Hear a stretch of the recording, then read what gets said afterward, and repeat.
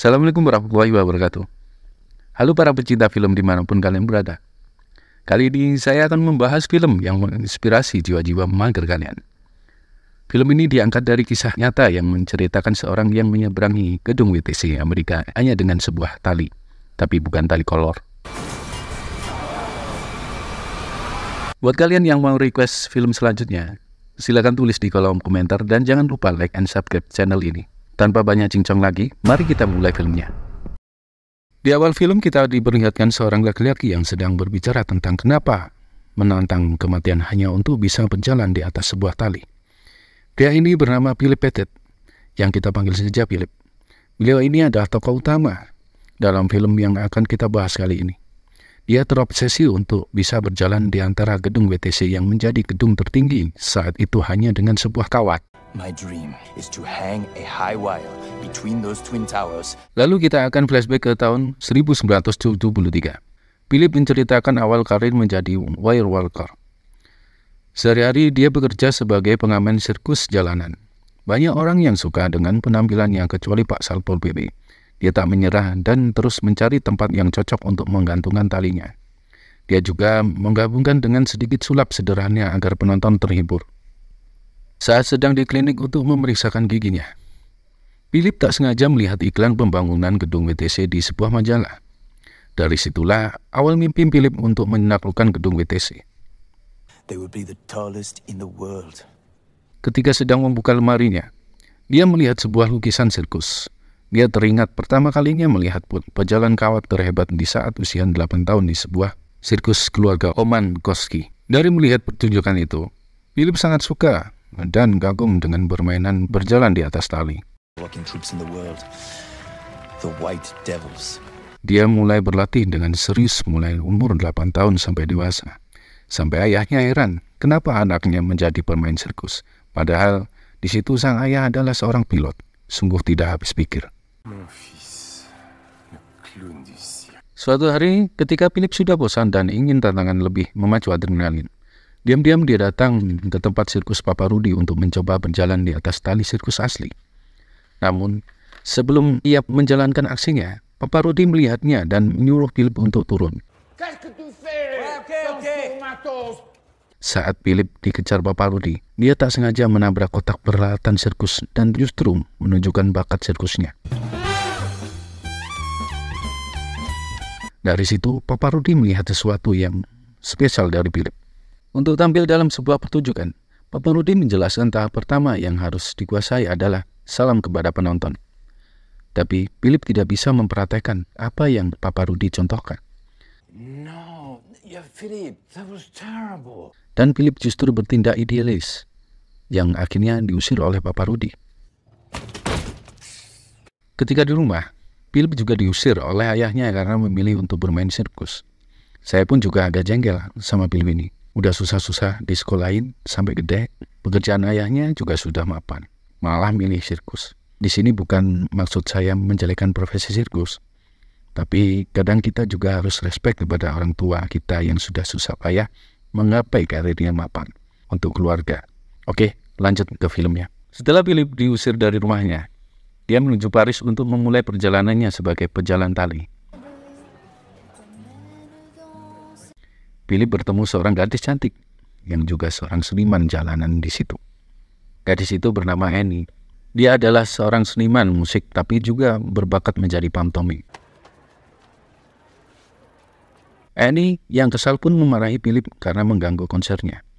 Namun Philip dengan sabar menawarkan solusi. Philip tidak akan tampil saat Annie tampil dan Annie pun setuju. Okay, deal. Mereka mulai berkenalan dan akhirnya ngopi bareng. Philip menjelaskan tentang impiannya menaklukkan gedung WTC dan suasana semakin remang-remang. Dan aksi saling mematuk pun terjadi. Nice. Dari perkenalan itu, Annie menjadi partner pertama Philip. Suatu hari, Philip didatangi oleh seorang pria yang tampak serius memperhatikannya. Pria itu bernama Jen Lewis. Lewis adalah seorang fotografer dan dia tertarik dengan impian Philip untuk menaklukkan gedung WTC. Tiba-tiba, tali yang digunakan Philip lepas. Dari situlah Lewis menjadi partner kedua Philip.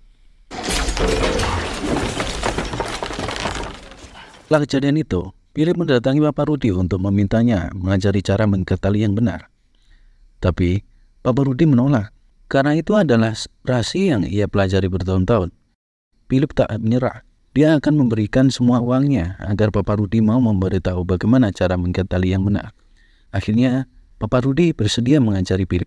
Meet me at La Cirque. Ketika mencoba berjalan di atas tali sirkus, di situ Philip terjatuh. Untung masih bisa berpegangan pada talinya. Papa Rudy menjelaskan, jika Philip masih terlalu arogan, dan itu bisa membuatnya terjatuh. Beberapa minggu kemudian, Philip melakukan pertunjukan resmi di depan publik di sebuah desa kecil. Dia akan berjalan di atas tali yang menyeberangi danau. Di situ ada Annie dan Louis yang menemani Philip. Karena ini adalah pertama kali Philip tampil di depan publik, dia grogi dan kehilangan fokus. Philip pun terjatuh ke danau dan diketahui banyak orang. Philip sempat terpuruk usai kejadian itu. Lalu dia melihat menara Notre Dame. Philip pun bangkit dan memutuskan akan melakukan pertunjukan di sana. Philip mulai melakukan rencananya, dimulai dengan mengaitkan kawatnya yang dibantu oleh Louis. So Jean-Louis and I stay up all night installing a wire between these two ancient towers.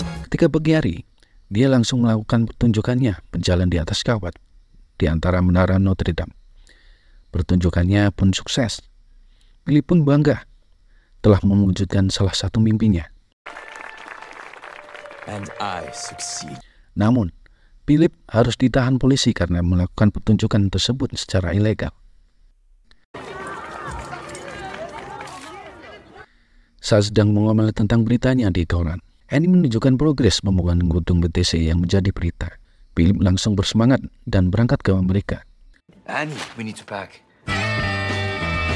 Singkat cerita, Philip dan Annie telah sampai di Amerika. Mereka dibuat tercengang dengan tingginya gedung BTC.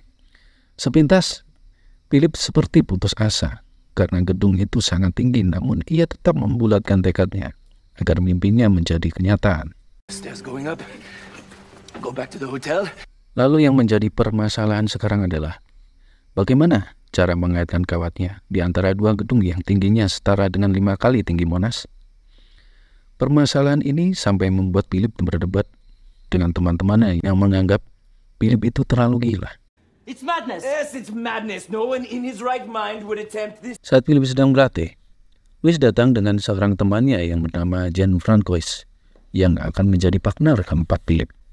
Jean adalah seorang pemanah yang akan menjadi solusi untuk nantinya menyeberangkan kawat di atas gedung WTC. It works! It works! Setelah semua perencanaan dan persiapan selesai, tinggal menentukan tanggalnya. Dipilihlah tanggal 6 Agustus, yang berarti mereka punya waktu 3 bulan masa persiapan. 6th. That is 3 months from today. Philip mulai menjalankan rencananya dengan mengamati setiap aktivitas di gedung tersebut. My greatest disguise was that of an architect. Kejadian buruk pun terjadi. Kaki Philip tidak sengaja menginjak paku yang membuat kakinya terluka cukup parah, tepat 3 minggu sebelum hari H. Namun, Philip tetap melanjutkan tugasnya memata-matai gedung BTC. Suatu hari, Philip bertemu dengan seorang pria yang mengetahui dan mengenalinya bernama Barry Greenhouse. Pria ini bekerja di gedung BTC sebagai agen asuransi di lantai 82. Philip berusaha membujuknya untuk menjadi partner orang dalam misi ini.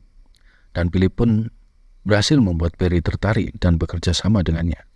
Lagi-lagi dibutuhkan orang dalam. Yep, you're inside, man. Satu lagi peralatan yang dibutuhkan Philip adalah intercom agar dapat berkomunikasi di antara dua gedung. Di situ dia kenal dengan pemiliknya bernama Jean-Pierre. I'm Philippe. Jean-Pierre. Lalu semua anggota berkumpul dan tak lupa mengajak Jean juga. Dan partner terakhir dalam misi kali ini, 2 orang teman Jean yang ahli dalam dunia pertalian. I can help you rig a wire. I'm unbelievable. Hari yang dinantikan telah tiba. Barry mulai membantu menurunkan barang-barangnya.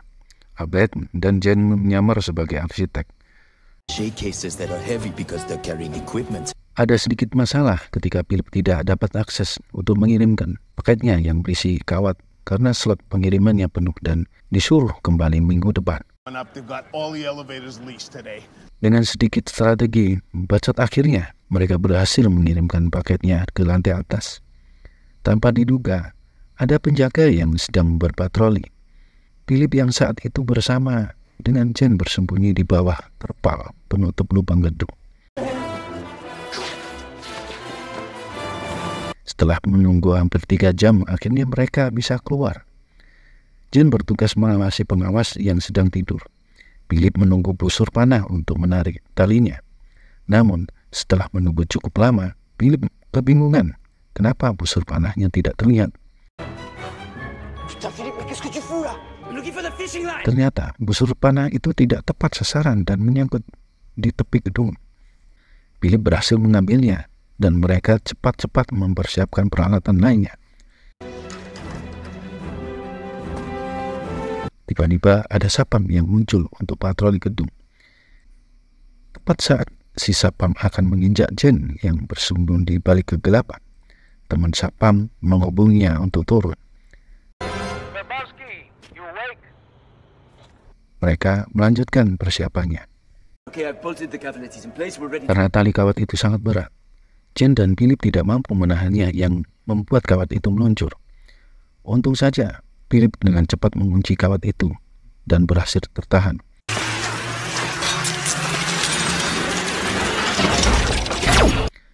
Dengan tekad yang kuat, akhirnya mereka berhasil mengaitkan kawat itu dengan aman dan hari sudah mulai pagi. The good news is the cable is tied up and secured on this end. Terlihat roda lift berputar, pertanda para pekerja akan segera ke atas. Jane dan Philip segera bergegas menyelesaikan pekerjaannya. Lalu, ada seorang karyawan kantor, entah siapa itu, datang dan melihat-lihat lalu pergi begitu saja.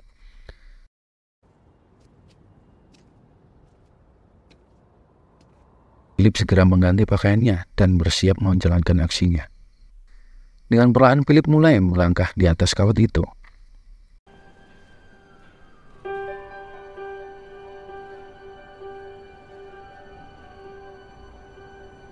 Di bawah, orang-orang mulai melihatnya. Philip berhasil sampai di gedung seberang. Namun ia merasa ada yang kurang. Dia ingin kembali ke gedung pertama. Saat berada di tengah perjalanan, dia melakukan salam untuk pertunjukannya. Penonton di bawah bertepuk tangan. Saat akan sampai, ada 2 polisi yang akan menangkapnya. Namun Philip membalikkan penyeimbangannya dan berjalan balik lagi ke gedung kedua. Philip menunjukkan atraksinya dengan tidur di atas kawat yang membuat polisi-polisi itu tidak bisa berbuat apa-apa. Sesuatu yang di luar prediksi terjadi. Philip dihampiri seekor burung yang menandakan akan terjadi badai. Kawatnya mulai terguncang dan papan kayu mengikat hancur. Philip berusaha agar tetap tenang dan akhirnya bisa kembali dengan selamat. Meskipun dia langsung ditangkap polisi. Seluruh penonton di bawah bertepuk tangan. Polisi yang menangkapnya juga bangga kepada Philip. Semua orang senang dan bangga dengan apa yang dilakukan Philip meskipun itu ilegal. Setelah kerja keras dan penuh halangan dan rintangan, akhirnya Philip berhasil menjalankan misinya dengan sempurna. Dari film ini kita dapat belajar, kejarlah mimpimu meskipun itu mustahil. Karena ketika kamu terus berusaha, maka semua akan berjalan sesuai keinginanmu. Ingat, kesuksesan tidak akan pernah didapat dengan mudah. Kesuksesan hanya akan didapat oleh orang yang benar-benar mau berusaha dan bangkit.